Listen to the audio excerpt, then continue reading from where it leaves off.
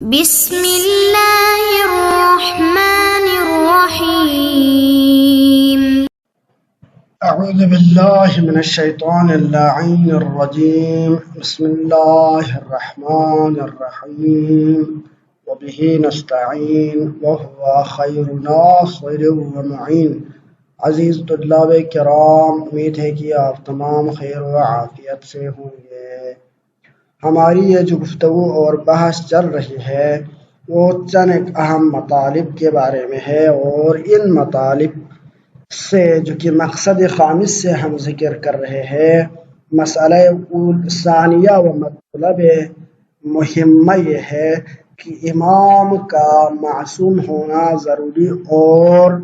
لازم ہے۔ اور جب ہم یہ نظریہ قائم کرتے ہیں کہ امام معصوم ہونا چاہیے تو اس نظریے کے اوپر ہم حد درمی اور کنز فہمی سے کام نہیں لیتے، بلکہ قرآن کریم کا جو فرمان ہے کہ ہاتوا برہانکم ان کنتم صادقین، اگر تم سچے ہو تو برہان اور دلیل پیش کرو، تو اس آیت کریمہ پر عمل کرتے ہوئے ہم ادلہ پیش کر رہے ہیں۔ اب کیونکہ اللہ تعالیٰ نے انسان کو عقل جیسی عظیم نعمت سے نواز کر دنیا میں نازل فرمایا ہے،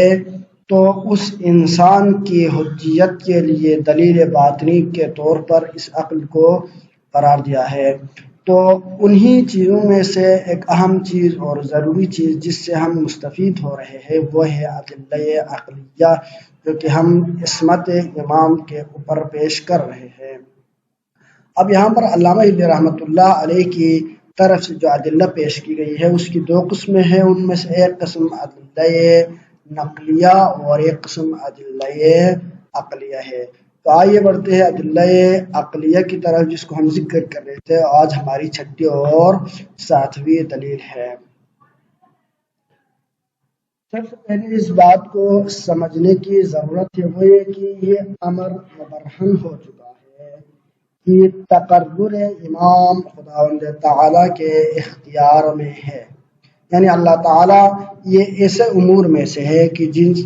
جس کا اختیار اللہ تعالیٰ کے پاس ہے۔ اختیار سے مراد اب یہاں پر تکوینی بھی مراد ہو سکتی ہے اور تشریعی بھی مراد ہو سکتی ہے۔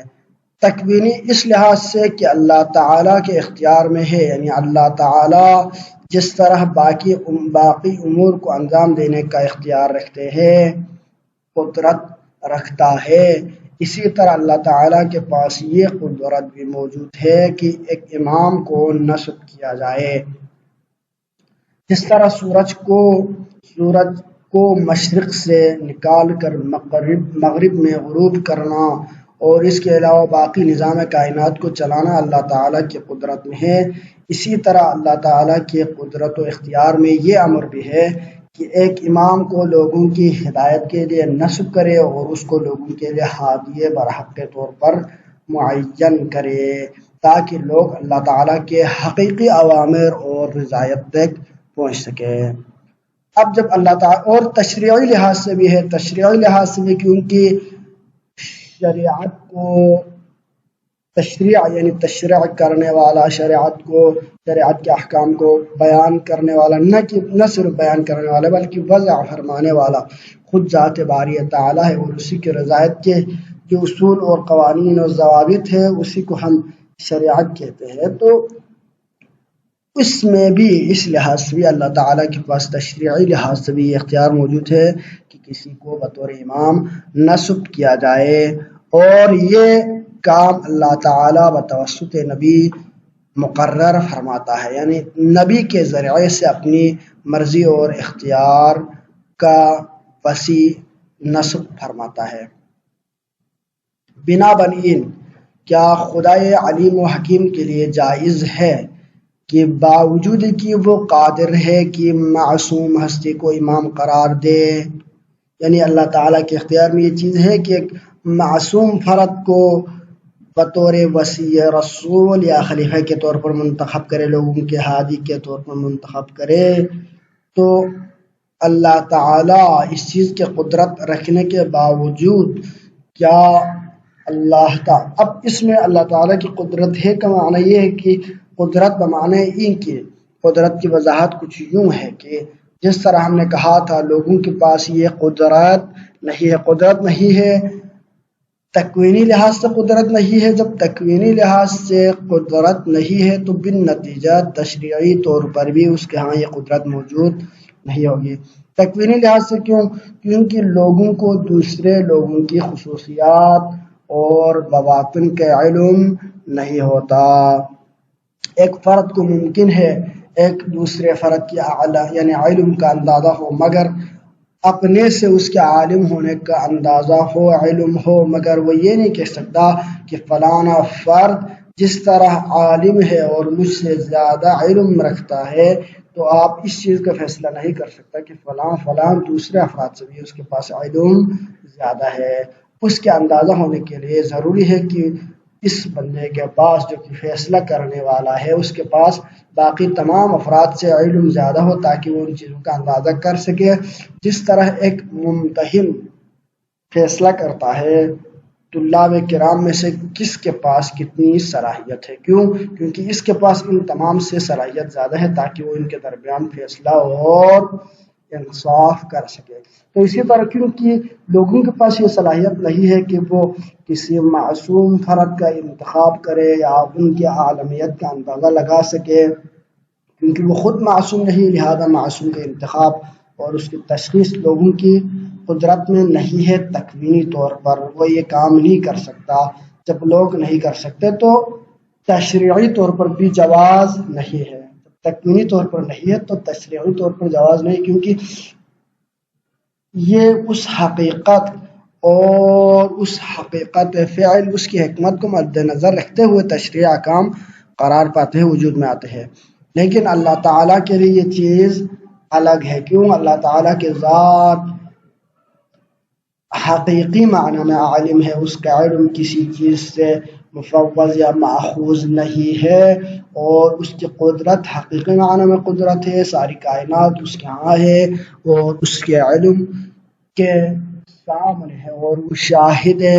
کل شیء اور قادر علی کل شیء ہے، لہذا اس کے لیے اپنی مخلوقات میں سے کون سب سے عالم ہے، کس کے پاس زیادہ صلاحیت ہے، وہ بہتر جانتا ہے۔ اللہ یعلم حیث یجعل رسالتہ۔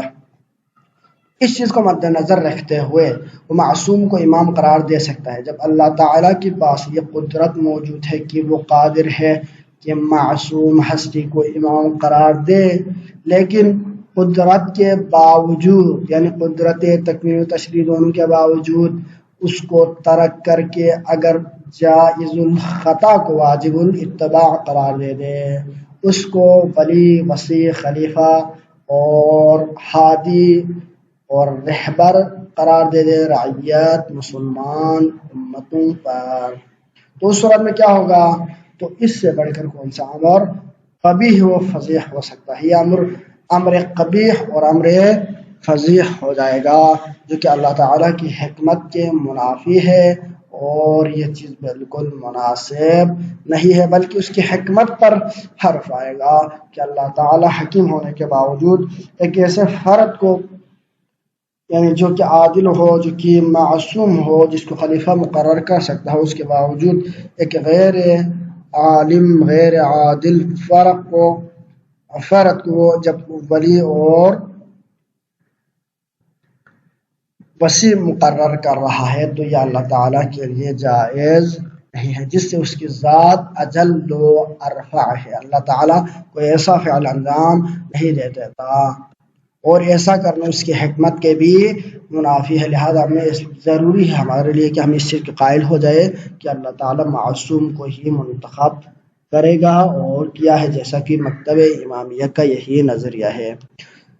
ساتویں دلیل ہے کہ اگر امام اپنی رعیت کو اوامر و نواہی سے رکنے کا حکم دے،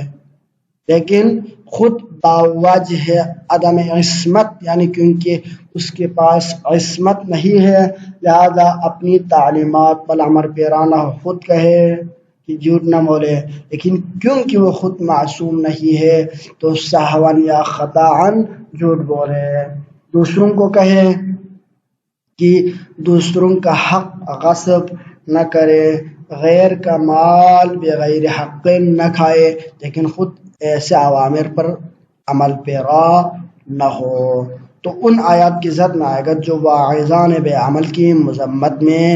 وارد ہوئی ہے، جیسے کہ آیہ کریمہ کہ لم تقولون ما لا تفعلون، جو تم امر کرتے ہو وہ خود انجام کیوں نہیں دیتے؟ یعنی جب تم امر کرتے ہو تو تمہاری سب سے اولین بطور واعظ ذمہ داری یہ بن جاتی ہے کہ خود بھی عمل پیرا ہو، پھر دوسروں کو وہ چیز پہنچائے۔ اس کے علاوہ اور بھی بہت ساری آیت کریمہ ہے جس میں فرمایا گیا، ایک آیت کریمہ میں فرمایا گیا کہ لم تقولون ما لا تفعلون کبر مقتا عند اللہ ان تقولوا ما لا تفعلون، یعنی اس میں بھی عامل یعنی بے عمل واعظوں کی مذمت کی گئی ہے۔ اسی طرح اتأمرون الناس بالبر وتنسون انفسکم، کیا تم لوگوں کو اچھائی بھلائی اور خیر کی دعوت دیتے ہو، امر کرتے ہو، وتنسون انفسکم، حالانکہ اپنے نفسوں کو اور خود کو بھلا بیٹھے ہو۔ یعنی عامل بے عمل اس کی اتنی مذمت ہوئی ہے روایات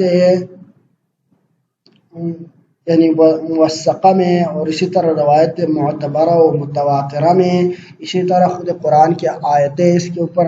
دال ہے کہ بے عمل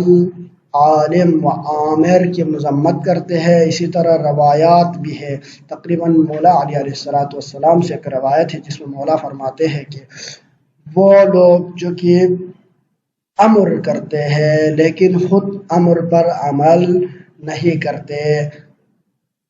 اس کا مفہوم کچھ یوں ہے کہ خود امر تو کرتے ہیں لیکن خود منکرات کی طرف چلے جاتے ہیں، یا نہیں کرتے ہیں جن چیزوں سے لیکن خود ان نہیں سے رکتے نہیں ہیں، خود انجام دیتے ہیں، تو اللہ تعالیٰ نے ان آمرون اور ان منکرات سے روکنے والوں پر لعنت کی ہے۔ تو ایسی مذمت، ایسی مذمتیں اس چیز کے بارے میں عالم عمل یہاں تک کہا گیا ہے کہ ان کی زبان کو قیامت کے دن کھینچا جائے گا اور ان کو سخت ترین سزائیں دی جائے گی۔ تو اس قسم کے مختلف روایتیں، ان کا مفہوم یہ ہے کہ یہ بندہ اللہ تعالیٰ کے ہاں مبغوض ہے، منفور ہے، اور اللہ تعالیٰ کے اعداء میں سے شمار ہوتا ہے، نہ کہ اس کے محب اور رہبر، اس کے نبی کا وسیع اور خلیفہ۔ تو لہٰذا جب اتنی ساری یعنی اوامر ہے، اتنی ساری مذمتیں ہیں بے عمل کے لیے، اور ایک بندہ عدم عصمت کی وجہ سے بے عمل رہ جاتا ہے، اس طرح لوگوں کی نظروں میں اس کی وقعات کم ہو جاتی ہے، بلکہ بالکل ختم ہو جاتی ہے، اور اس کی تبلیغ غیر مؤثر ہو کر رہ جاتی ہے۔ اب اس میں دو چیزیں لازم آ جاتی ہے۔ امر اول یہ لازم آ جاتی ہے کہ کیونکہ یہ بندہ اللہ تعالیٰ کا منفور ہے، یعنی خود عمل نہیں کرتا، دوسروں کو امر دیتا ہے، خود گناہوں سے رکتا نہیں لیکن دوسروں کو روکنے کا حکم دیتا ہے، تو چونکہ یہ عامل ہے یعنی عامر ہے بغیر عامل، تو اس فرد، اس شخص کی اس مذموم فعل کے سے یعنی عمل نہ ہونے کی وجہ سے اللہ تعالیٰ اس سے دشمنی رکھتا ہے، یا اللہ تعالیٰ جس طرح کاذب پر، جھوٹ بولنے والے پر لعنت کرتا ہے، اسی طرح اس فرد پر بھی اللہ تعالیٰ کی لعنت ہے، غضب ہے، یعنی اللہ تعالیٰ کا دشمن ہے، اور اللہ تعالیٰ کا دشمن اس کا کبھی اس کا جانشین اس کی طرف سے لوگوں پر رہبر نہیں ہو سکتا۔ ایک یہ مسئلہ ہے۔ دوسرا مسئلہ یہاں پر یہ جو پیش آ رہی ہے وہ یہ ہے، جب یہ اس طرح کرتا ہے کہ ایک چیز کا امر دے رہا ہے اور خود عمل نہیں کر رہا ہے، تو نہ صرف اللہ تعالیٰ کے ہاں منفور ہے بلکہ یہ لوگوں کے ہاں بھی منفور ہے، خود کہہ رہا ہے لیکن عمل نہیں کر رہا، تو اس کی وجہ سے لوگوں کی نظروں سے اس کی بقعت اور مقام گر جاتا ہے۔ جب اس کی حیثیت کم ہو جاتی ہے، تو اس کا مسئلہ یہ بن جاتا ہے کہ لوگ اس کی طرف رجوع نہیں کرتے، تو اس کو بطور ہادی مقرر کرنے کا فائدہ اور غرض جو ہے وہ غرض ختم ہو جاتا ہے۔ لہذا بے غرض فعل اللہ تعالیٰ کی طرف سے ہونا ممکن نہیں، اس کی حکمت کے خلاف ہے۔ بس ان تمام اشکالات اور اعتراضات سے بچنے کا واحد راہ یہ ہے کہ ہم اس چیز کے قائل ہو جائیں کہ اللہ تعالیٰ جس کو بھی رہبر نصب کرے گا وہ کیا ہوگا؟ معصوم ہوگا، اور یہ ہمارا نظریہ ہے۔ وصلی اللہ علیہ سیدنا محمد وعلیہ الطیبین الطاہرین۔